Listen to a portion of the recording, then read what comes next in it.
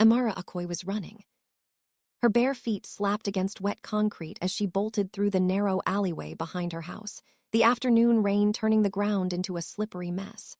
Her heart hammered so hard it felt like it wanted to burst out of her chest. She wasn't running toward anything. She was running from something. From the voices. From the fear.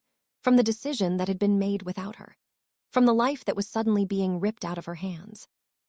Amara, her mother's voice rang out behind her, choked, breaking. Come back. But Amara couldn't stop. Not now. Not after what she just heard. The world had shifted underneath her feet, and she was sprinting only because it felt like the only thing she had control over anymore. Before we begin, hit that subscribe button, because today's story will show you how one secret, buried for decades, can destroy a girl's entire world in a single night. She reached the end of the alley and pressed her back against the wall, gasping for breath. Rain slid down her face, mixing with the hot tears she didn't even realize were falling. She pressed her trembling hands to her face, whispering to herself, "No, no, this can't be happening. This can't be real." She had woken up this morning believing her biggest worry was whether her 20th birthday party would be ruined by Lagos thunderstorm season. Instead, she overheard her father whispering to her mother. "They said if we don't give her to him today, we're all dead." She heard the reply, a broken whisper. "She's our daughter." And then her father's voice, low, defeated, terrified. "We have no choice. The Korean wants her." That sentence shattered everything she knew about her life. Amara pressed her back harder against the wall, willing her shaking legs to steady. She tried to breathe, but it felt like her lungs had closed up. Her parents couldn't be serious. They couldn't give her to some strange man.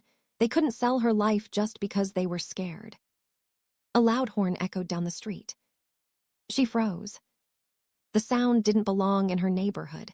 It didn't belong anywhere near this alley. It was too smooth, too polished, too expensive. The kind of horn that came from a car no one from around here could afford. Rain washed over her as she stepped out, slowly turning toward the source of the sound. A black sedan, sleek, polished, impurity-free, rolled into the street as if the weather itself parted for it. It looked wrong here. Too clean, too foreign, too dangerous. The tinted windows hid everything inside, but she felt the weight of unseen eyes even through the glass. Her breath hitched when the car stopped directly in front of her house. 3 men stepped out. Black suits, black umbrellas, no smiles, no greetings. They moved with the cold efficiency of people who didn't care who they frightened. One of them said a word in Korean into his earpiece, and the others nodded as if receiving silent instructions. Her mother burst out the back door in tears, following the direction Amara had run. Before she could even react, one of the men saw Amara in the alleyway, and his eyes locked onto her like he had finally found the object he'd come to collect. Her heart stopped. "Miss Okoye," he called out in a thick accent, "please come." "No," she breathed, stepping back. "No, no, no, get away from me." The man didn't move any faster or slower. He walked toward her with the same calm, controlled pace, as if he knew speed wasn't necessary, as if he knew she had nowhere to run. Her mother rushed between them, spreading her arms wide like a shield. "She is not going with you. She's a child," her mother cried. "She is 20, the man replied simply. "The boss is waiting." "Boss?" The word sank into Amara's stomach like a stone. Her father stumbled out of the house behind them, soaked in rain, his face pale, his hands shaking. He looked like he had aged 10 years since this morning. "Amara," he pleaded, reaching toward her but not daring to get too close. "Please don't fight them. It's the only way." "The only way for what?" she screamed, her voice cracking. "What did you do?" Her father turned his face away. Her mother sobbed harder. And then a 4th man stepped out of the black sedan. The air changed instantly. This man didn't wear an umbrella. He didn't need one. Rain slid off his expensive black suit like the water didn't dare cling to him. He had cold eyes, sharp, calculating, void of sympathy. Hair slicked back, jawline like it had been carved out of iron. His presence swallowed the space around him. She felt him before she fully saw him. This was the kind of man mothers warned their daughters about. The kind of man whose silence was more dangerous than another man's shouting. This was the man her parents were terrified of. This was the man she was being forced to marry.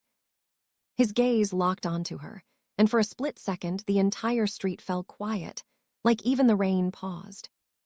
He took one slow step toward her. Amara's breath caught. Her mother grabbed her arm, whispering frantically, "Don't look at him in the eyes, Amara. Don't." But she couldn't look away. Something about him held her still. Not attraction, not curiosity, something heavier, darker, something she couldn't name. The man's voice cut through the rain like a blade. "Amara Okoye," he said, perfectly calm. "You belong with me now." Her lips parted in shock. "I don't even know you." His eyes didn't blink. "You will." Her mother lunged forward, shoving him in the chest. "Leave my daughter alone." The man didn't stumble, didn't flinch. He only tilted his head slightly, observing her mother as if she was a memory he vaguely recalled rather than a human being blocking his way. One of the suited guards yanked her mother back roughly. "Let her go," Amara screamed, rushing forward. A hand grabbed her wrist, cold, firm, unyielding. She whipped around and found herself staring into the eyes of the Mafia king himself. She hadn't even seen him move. The rain kept falling, but everything else felt suspended. His voice lowered to something dangerously soft.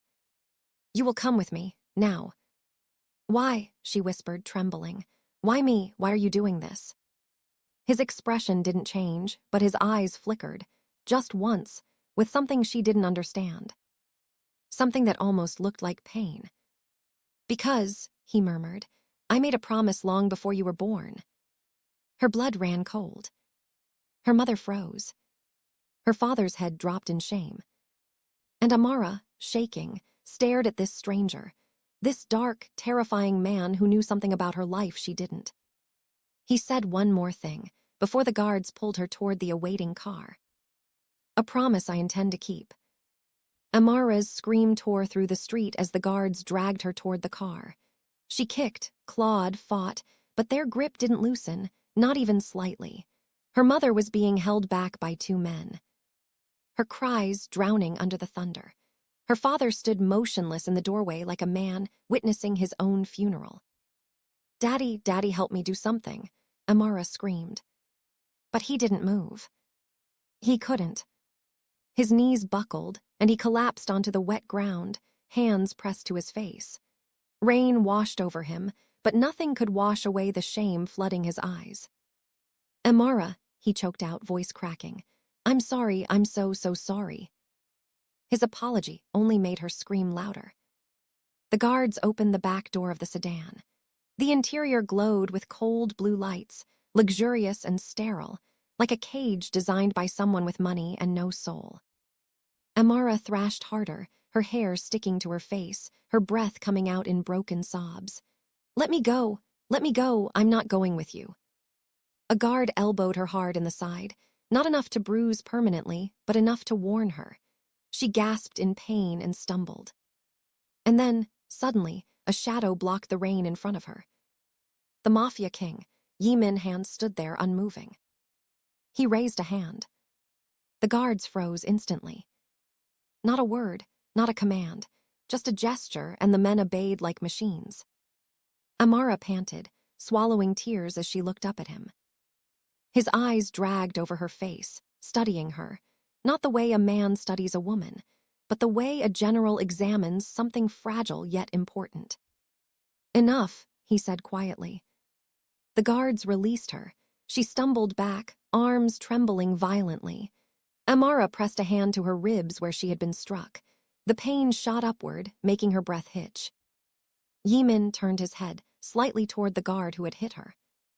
"Touch her again," he said softly, "and you'll lose that hand." The guard bowed so fast it looked painful. "Nay, boss, forgive me." Jae-Min's attention returned to Amara. His voice was calm, controlled, too controlled. "Get in the car." "No," her voice cracked, but she stood her ground. I am not going anywhere with you. I don't know you. I don't belong to you. Leave me alone. Behind her, her mother sobbed harder. Jae-Min studied her like she was a puzzle he had already solved. You will come willingly, he said, or I will take you by force, but either way you are leaving today. No, she whispered, shaking her head. Why? Just tell me why. What do you want from me? For a moment, just a moment, his expression softened, barely noticeable. The rain ran down his face, but his eyes remained fixed on hers, steady and unreadable. I gave your mother my word, he said quietly. I don't break my word. The street fell silent. Amara blinked, confusion pushing through her panic. Mai's my mother. What are you talking about? My mother doesn't know you. He didn't reply. He simply held her gaze, his silence stretching between them like a thread she didn't understand. Her mother's voice broke through the rain. Amara, just go with them. Amara's head snapped toward her. Mom, no, you said you didn't know these people. You said you didn't. I lied, her mother whispered, her voice cracking under weight she had carried for years. Please, listen to me, just go. The betrayal stung harder than the guard's blow. Amara stared at her mother as the truth unraveled in front of her. You lied. You lied about knowing them. You lied about being safe. You lied about. I lied to protect you, her mother cried. I had to. Amara's chest tightened. Protect me from what? Before her mother could answer, the guards jolted. A second black car turned the corner, speeding toward them too fast. One of Jae-Min's men shouted something in Korean. Baganpa, another guard yelled. Amara didn't know the word, but the panic in his voice was universal. Jae-Min's jaw tightened. They're here. Before she could ask who they were, the new car skidded to a stop, and several men jumped out wearing dark clothes and fierce expressions. Guns were drawn instantly. Her scream cut through the chaos. Shots exploded in the air. Fire flashed from muzzles. Jae-Min grabbed her by the waist with shocking speed and pulled her behind him. She felt the heat of a bullet zing past her cheek. Another struck the pavement near her foot, sending up shards of concrete. Get her out of here, Jae-Min barked. She stays with me. Another voice snarled back in Korean-accented English. Amara clung to Jae-Min's suit instinctively as he shielded her body with his. He pulled a gun from inside his jacket with swift precision. The calmness in his movements terrified her more than the bullets flying around them. He fired once. The man closest to them dropped. Then twice more, 2 more bodies hit the ground. Amara's breath turned shallow, her ears ringing from the gunshots. Her mother screamed her name from behind the guards. Her father crawled toward them uselessly, trying to pull her back even as bullets flew over his head. A hand grabbed Amara's arm. She shrieked. A rival Mafia member tried to drag her away. She clawed at the air, but she wasn't strong enough. Until Jae-Min spun around like a force of nature.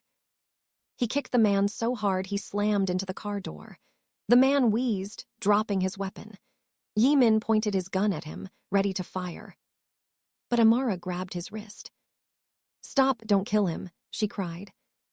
Jae-Min didn't even look at her. He touched you. That's not a reason to kill him. His voice was low. For me, it is. He pulled the trigger anyway. The man went limp. Amara gasped in horror. Jae-Min didn't flinch. He didn't even blink. He caught her trembling face between his hands and said one sentence that chilled her to the bone. This is why you cannot stay here. Your life in Nigeria ended the second they found you. Tears blurred her vision. Why are they trying to take me? Because you are mine, he said simply, and they know what that means. Another shot cracked the air. Move, Jae-Min barked, pushing her toward the car. Her mother screamed, take care of her, as guards held her back.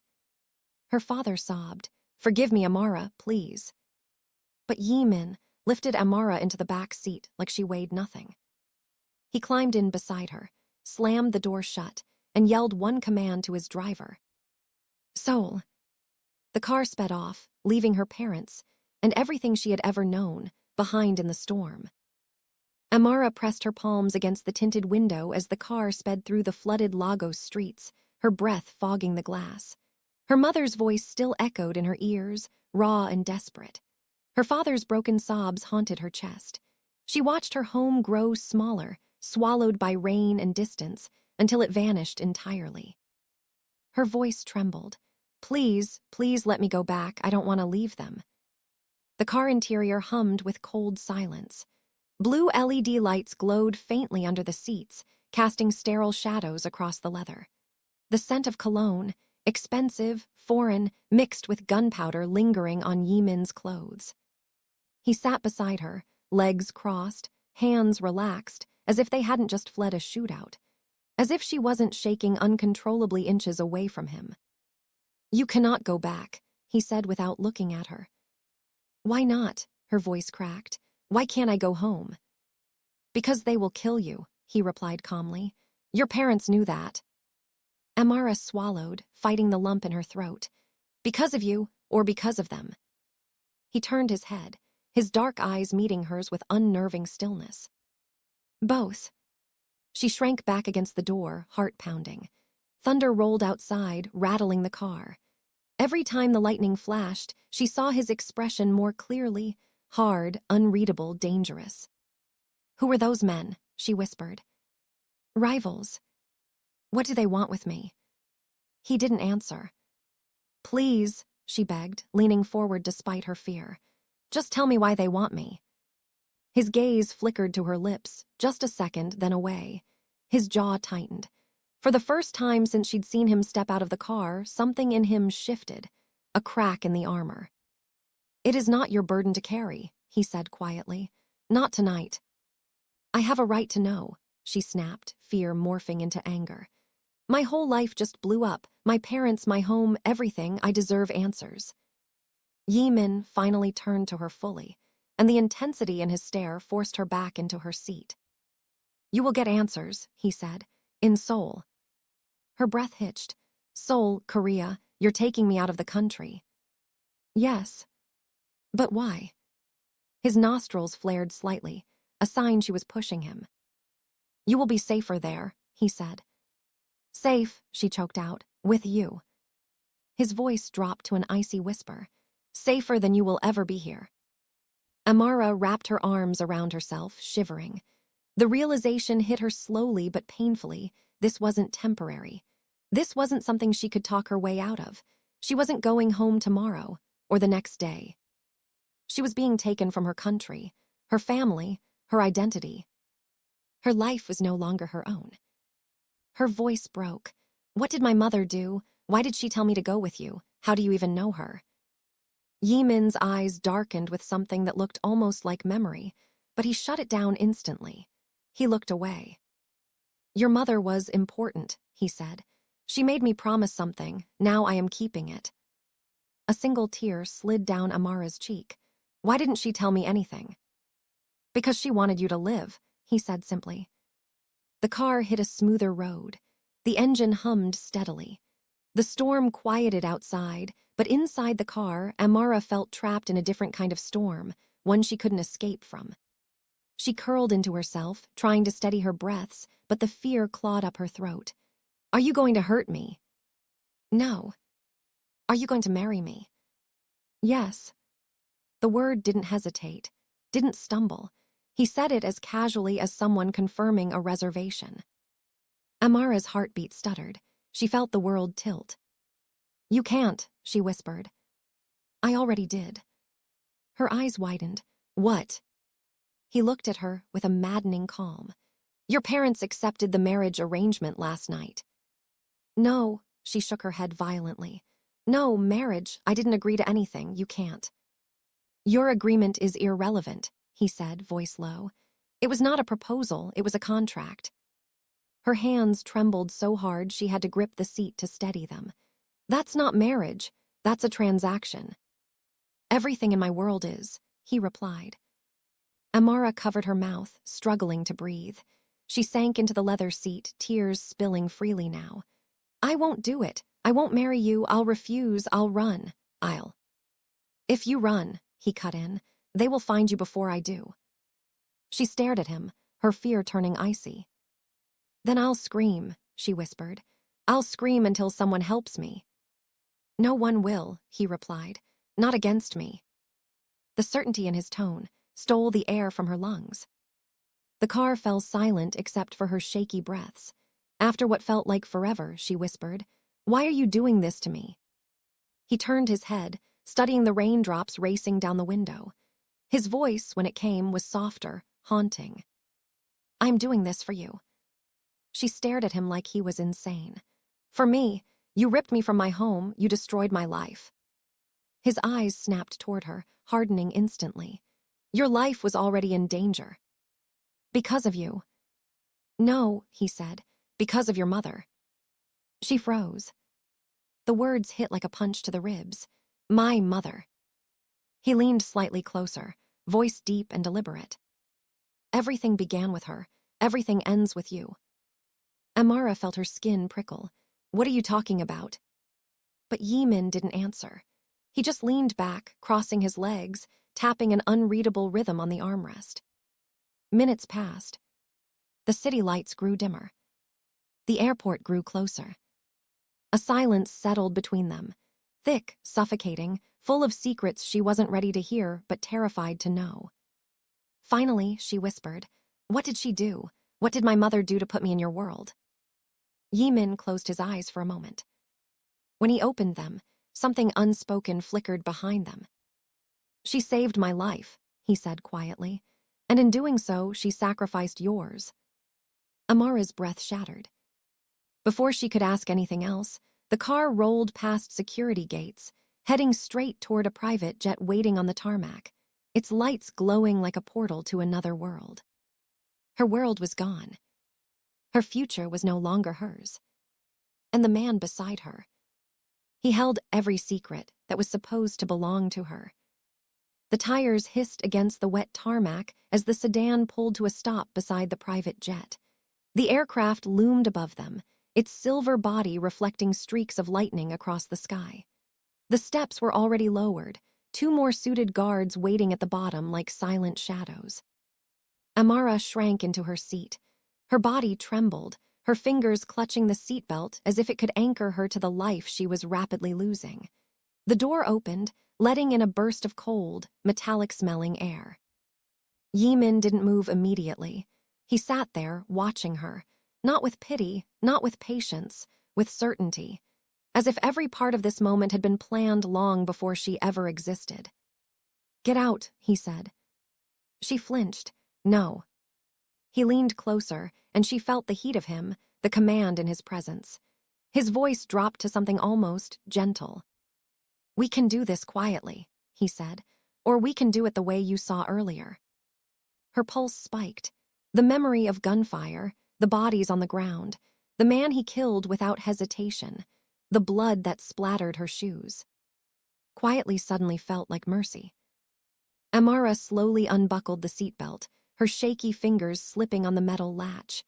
As she stepped out of the car, the rain hit her skin again, cold and sharp.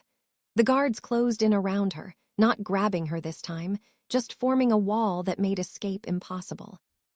She lifted her eyes toward the jet, dread choking her. "How long have you been planning this?" she whispered. "How long have you been watching me?" Jae-Min stepped beside her. Adjusting his cufflinks like this was a business meeting and not an abduction. "Years," he said. She froze. "What?" He didn't elaborate.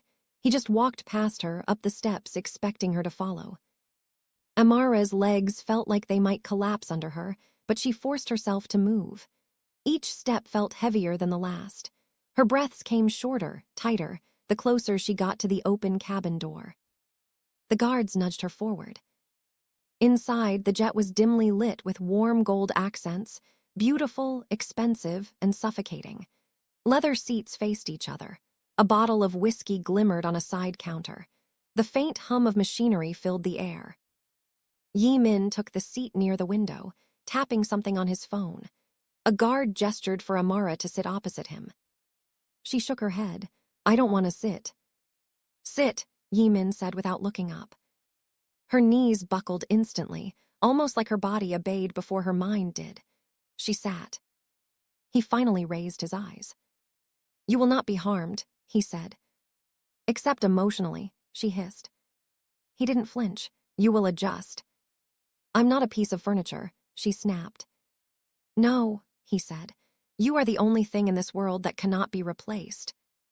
Those words should have been comforting, but instead they felt like chains locking around her wrists. The jet doors closed with a heavy thud. The engines shifted from idle to power. Amara felt the pressure of movement before they even began to taxi. She placed her trembling hands on her knees. Please, please tell me everything. How did you know my mother? Jae-Min leaned back, his expression unreadable. I knew her before you were born. That makes no sense, she whispered. My mother was a nurse. She never left Nigeria. His lips twitched, something between irony and memory. She left more than you know. The jet began moving, rolling down the runway, gathering speed. Amara gripped the armrests as her stomach rose into her throat. The moment the plane lifted into the air, she felt something else lift inside her. Hope. Hope falling away like an anchor cut loose. Once they were stable in the sky, Jae-Min spoke again. You believe your mother was just a nurse, he said, but she was much more. Amara shook her head.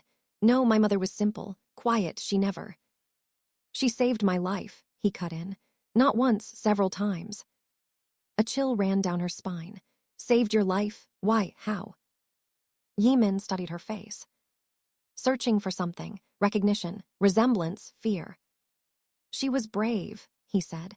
Braver than anyone in my world, and she trusted me with something precious. What precious thing? She whispered. You. Her breath stilled. Jae-Min leaned forward slightly, elbows resting on his knees. She knew she was dying, he said. Long before you did.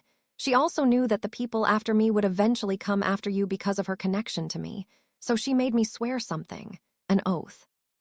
Amara felt tears burn her eyes. She never told me anything. She wanted you to live a normal life, he replied. She wanted you to be free for as long as possible. And now, she whispered. His gaze didn't waver. Now freedom is no longer an option. Her chest tightened. She would never have wanted this. She wouldn't want you to steal me from my life. She asked me to protect you, he said quietly. In my world, protection has only one form. She stared at him, speechless. Marriage. He watched her reaction carefully, his voice dropping lower. Your father's debt forced my hand sooner than planned. If he had not gambled with the wrong people, you would have had more time. Time for what? She asked. Time to learn, he said. Time to understand who you are and why you matter. Her voice cracked. I didn't ask for any of this. Neither did I, he said. For the first time, she felt something shift in his tone. Just slightly, but enough to confuse her. She studied him, really studied him. The way his eyes avoided hers for a split second. The tension in his jaw, the faint tremor in one hand that he quickly hid. He wasn't emotionless. He was hiding something. What aren't you telling me? She asked. His gaze snapped to hers. For the first time since she met him, his composure cracked, barely, but enough for her to see something dark and heavy beneath. A truth, he said, that will break you. Her breath hitched. Then why take me if? Because, he interrupted, truth or not, you are safer with me than anywhere else. Silence pressed between them. Amara closed her eyes as tears slipped down her cheeks. She felt the jet slicing through clouds, carrying her away from everything she loved.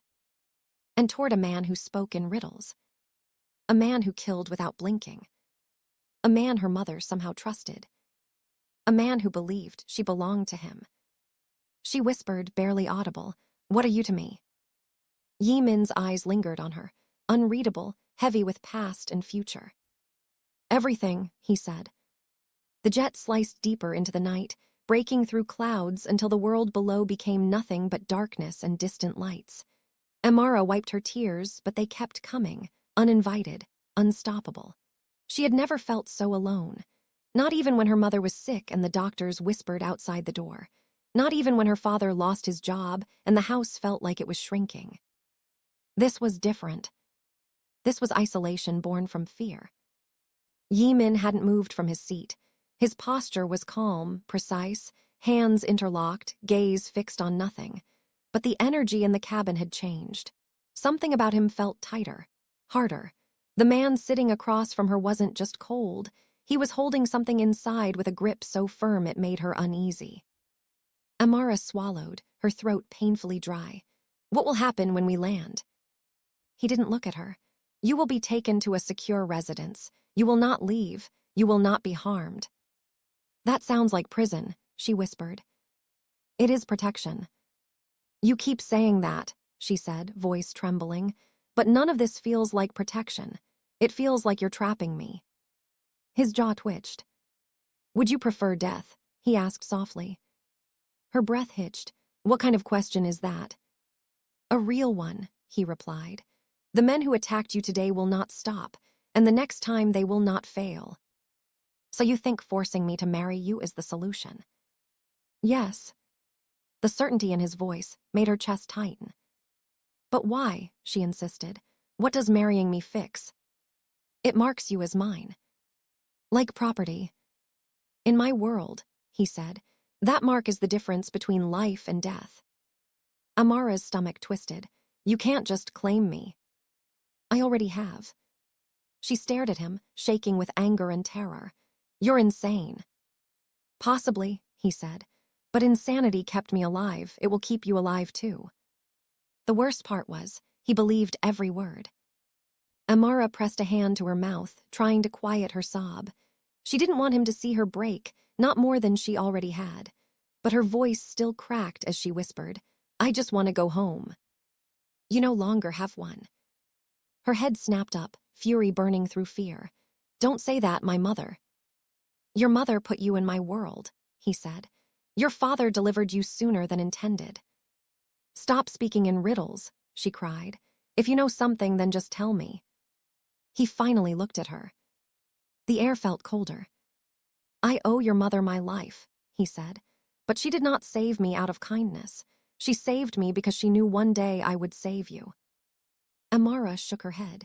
My mother never told me anything like that. Of course she didn't, he replied. She wanted you to grow up in peace, but peace is fragile, and debts of blood cannot be erased. What blood? She whispered. Who did she save you from? Herself. Her blood froze. Jae-Min leaned forward, elbows on his knees. Your mother was not a nurse when I met her, he said. She was involved with people far more dangerous than you can imagine. She hid it from your father, from everyone. She carried secrets that could burn governments to the ground. Amara stared at him wide-eyed. You're lying. He shook his head once. No. She felt nauseous. My mother was gentle, soft. She never hurt anyone. That is what she wanted you to believe, he said. But the world she came from was darker than anything you've seen. Amara pushed to her feet, shaking. Stop. Stop lying about her. The jet wobbled slightly, and she grabbed the seat for balance.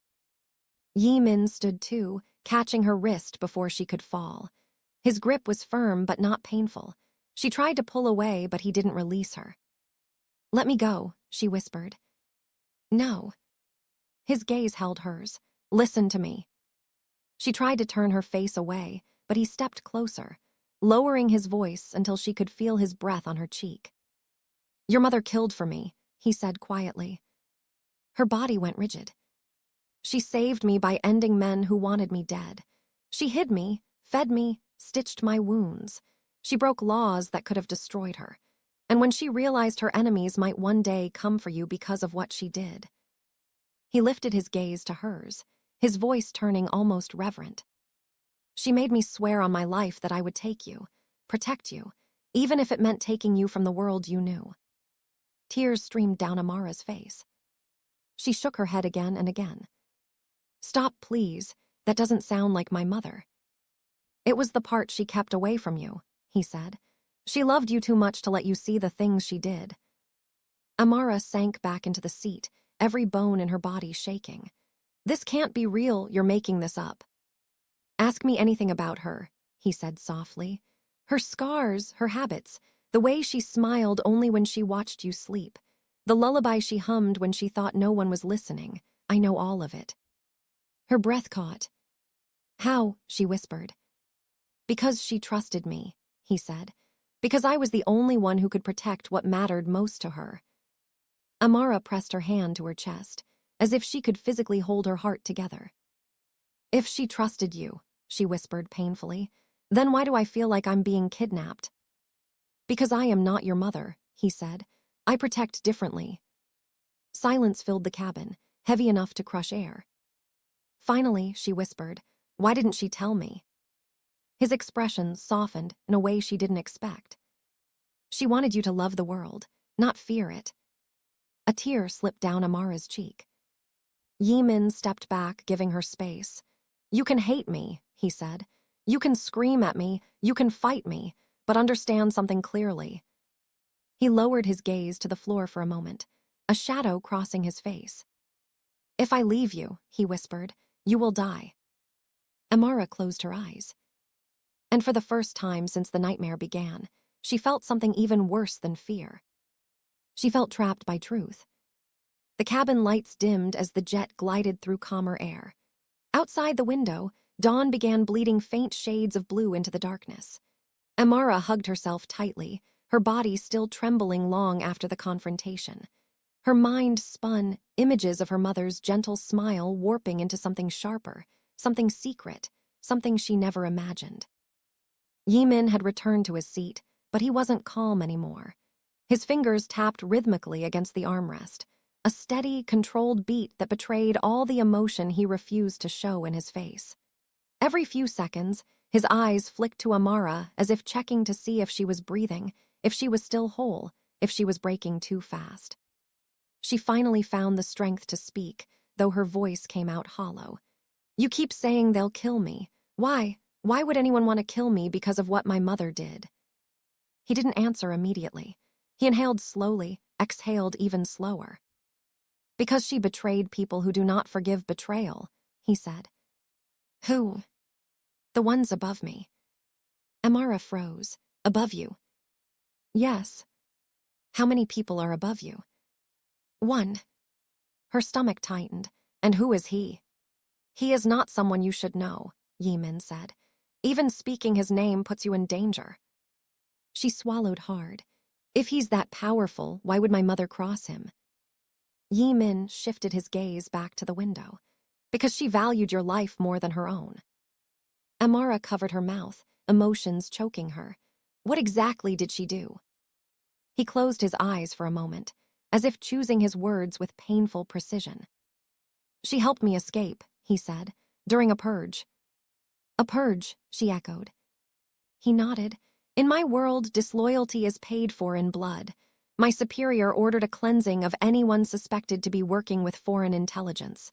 My family was accused. My people, his voice tightened, were slaughtered. I was meant to die too. Amara sat frozen, horrified. Your mother found me bleeding behind her clinic. She should have handed me over. Instead, she hid me, treated me, fed me, lied for me. Amara felt her breath strain. Why would she do that for you? I asked her the same question. He looked at Amara then, really looked. She told me she saw a young man who didn't deserve to die for the sins of others. Her chest tightened painfully. She said I reminded her of someone she lost. Amara's heartbeat thundered. Who? Her brother. Amara's eyes widened. My uncle. Jae-Min nodded. Yes. But she never talked about having a brother. She couldn't, he replied.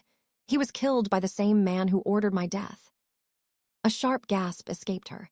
Her mind exploded with questions, memories, contradictions.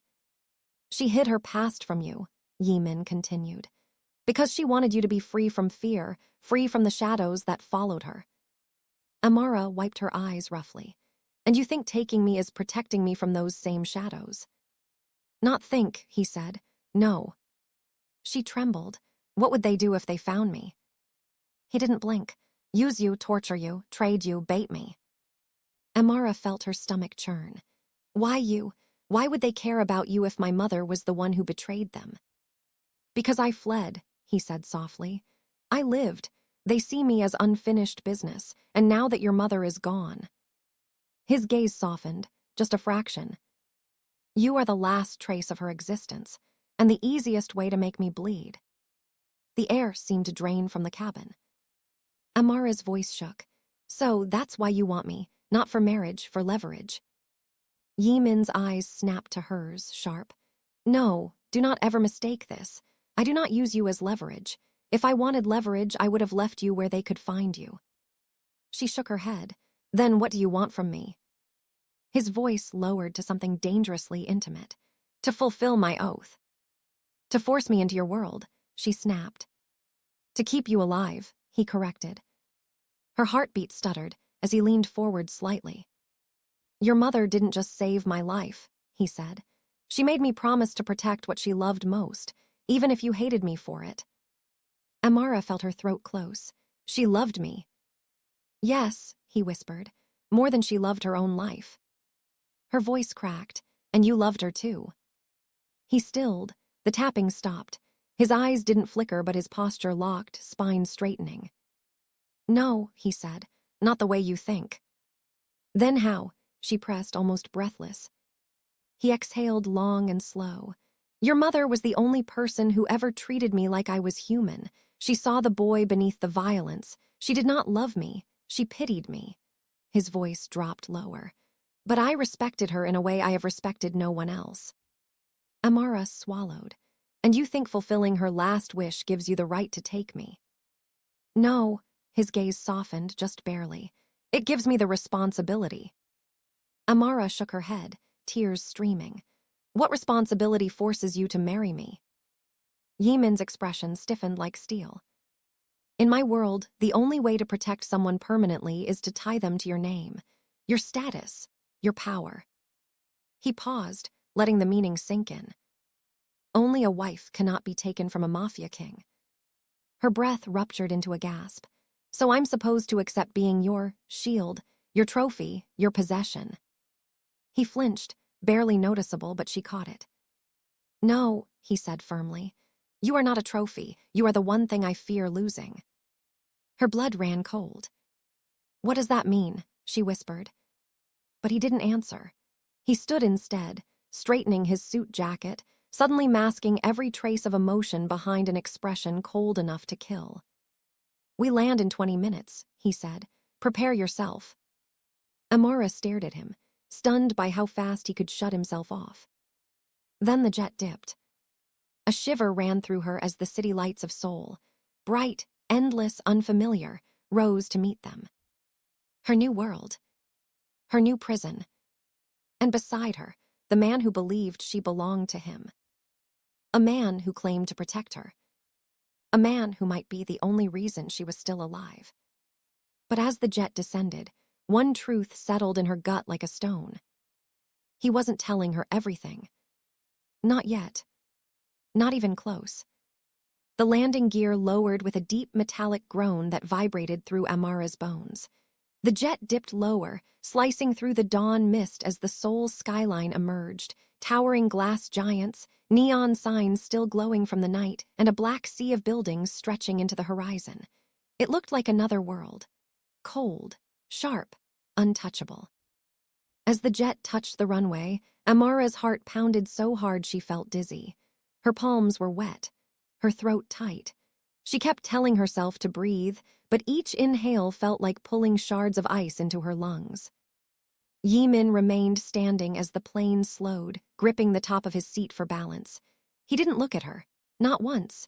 His face was carved from stone again, cold and unreadable. The warmth, or whatever flicker of softness she thought she saw earlier, was gone. Guards moved to the door the moment the jet came to a stop.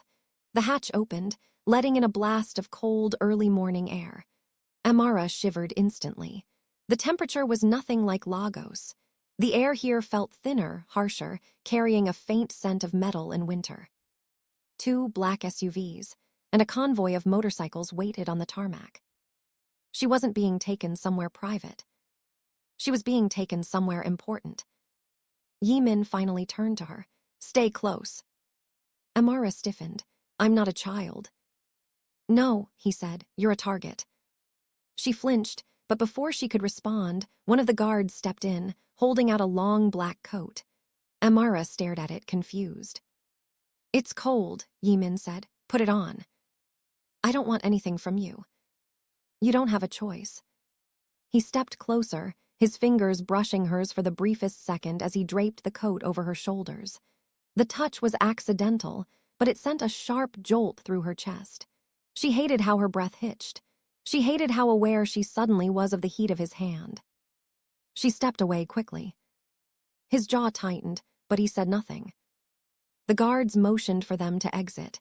Amara hesitated at the top of the plane steps. Souls stretched out before her, cold, unfamiliar, terrifying. How was she supposed to survive here? She didn't know the language, didn't know the streets, didn't know the dangers. She only knew the man who brought her. And even he was a stranger. Jae-Min descended the stairs first. His posture was perfect, his movements controlled, every step marking him as someone powerful, feared, obeyed. She followed slowly, each step making her legs shake harder. When she reached the bottom, a guard gently touched her back to guide her. Jae-Min shot the guard a look so sharp, the man instantly withdrew his hand. No one touches her, he said coldly. Amara pretended. She didn't hear the possessiveness in his tone. He led her to the SUV. The moment her door opened, she froze again. Inside stood a man, older, broad-shouldered, with streaks of gray in his hair. His eyes were cold, sharper than Jae-Min's, and they scanned her like she was an item on a menu. Is this the girl? The man asked in Korean. Amara didn't understand the words, but she felt the threat in them immediately. Jae-Min's stance changed. In an instant, he stepped between her and the man. You are not supposed to be here, Jae-Min said, voice low. The older man smirked. I wanted to see the girl who has caused so much trouble. His gaze slid past Jae-Min, back to Amara. She doesn't look like much. Amara's stomach twisted. She didn't need a translator to understand the insult. Jae-Min's voice became deadly calm. Say that again.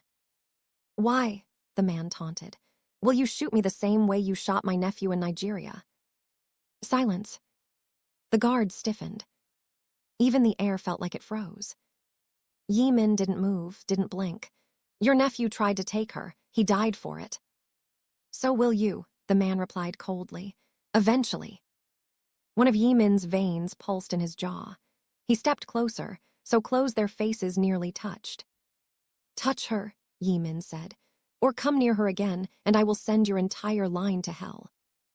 The man smirked again and spat on the ground. We'll see. He turned and walked away, his guards following like wolves. Amara let out a shaky breath. Who was that? Jae-Min opened the SUV door for her. Someone without enough fear. That doesn't answer. It's safer if you don't know. I'm tired of not knowing, she snapped. His eyes softened slightly. And you will know, but not now, not here. Amara entered the SUV reluctantly. Jae-Min slid in beside her, closing the door between them and the outside world. As the convoy moved through the city, she looked out at Seoul, tall buildings, neon signs flickering even in daylight, crowds of people crossing streets like rivers.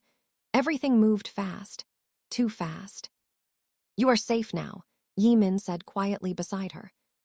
She let out a bitter laugh. Safe, I've been shot at, kidnapped, dragged away from my family, and now I'm in a country I've never even visited. His gaze stayed on her. Safer than Nigeria, safer than anywhere else. How? She demanded. Why should I believe you? Because, he said softly, I am the only thing between you and a world that wants you dead. The words sent a cold ripple through her. She turned her face to the window again, swallowing a painful lump. After nearly an hour, the convoy turned into a secluded, gated compound. Tall stone walls, electric fences, guards in all black. The place looked like a fortress. When the SUV stopped, a woman in a fitted suit approached the door. She bowed to Jae-Min, then looked at Amara. My name is Hyejin, she said in careful English. I will be assisting you. Assisting me with what? Amara asked warily. Everything, Hyojin said. Your room, your clothing, your meals, your safety. Amara's hands curled into fists. So, a handler. Hyojin hesitated. A caretaker. That means the same thing, Amara muttered. The woman didn't respond. Jae-Min stepped out first, waiting for Amara to follow. She stepped onto the stone driveway and looked up. The mansion before her was enormous. White stone, dark windows, pillars carved with dragon motifs. It was beautiful and terrifying. This is your home, Jae-Min said. No, Amara replied instantly. My home is in Lagos. His expression didn't change. This is your home now. He walked inside, without waiting for her response. Hyojin gestured politely. Please, follow me. Amara followed reluctantly, but as she entered, she froze. The foyer was massive, with marble floors and high ceilings, but that wasn't what made her gasp. On the far wall hung a framed photograph. Her mother. Younger, smiling, but unmistakably her. Amara's breath shattered. What is that? Why is my mother's picture here? Why? Jae-Min, who had been speaking with a guard, turned at her voice. His expression softened, truly softened for the first time. Because, he said quietly, this was her home too. Amara staggered back. What are you talking about? My mother never lived in Korea. Yes, he said. She did for 2 years. Her jaw fell open in shock. He stepped toward her slowly, cautiously, as if approaching something fragile. There are many things about her you don't know, he said. This place is where she hid me when the world wanted me dead. This is where she saved my life, where she taught me how to trust someone. Amara stared, trembling. No, this can't be real. My mother would have told me. She didn't because she wanted you far from this world. He paused. Far from me. Her tears blurred the edges of the room. Then why didn't you leave me alone? Why bring me here? His answer was immediate. Because she made me promise. That promise is ruining my life, she yelled. Jae-Min's gaze darkened, not with anger but with something deeper. Regret, maybe. I know. Her breath caught. His voice dropped to a whisper. But if I break that promise, you will die. She shook her head violently. Stop saying that. Amara, he said, stepping closer. They know who you are. They know who your mother was, and they know I cared for her. That makes you a weapon against me. She swallowed painfully. Why do they hate you so much? Because I survived, he said, and because your mother helped me. He held her gaze for several seconds.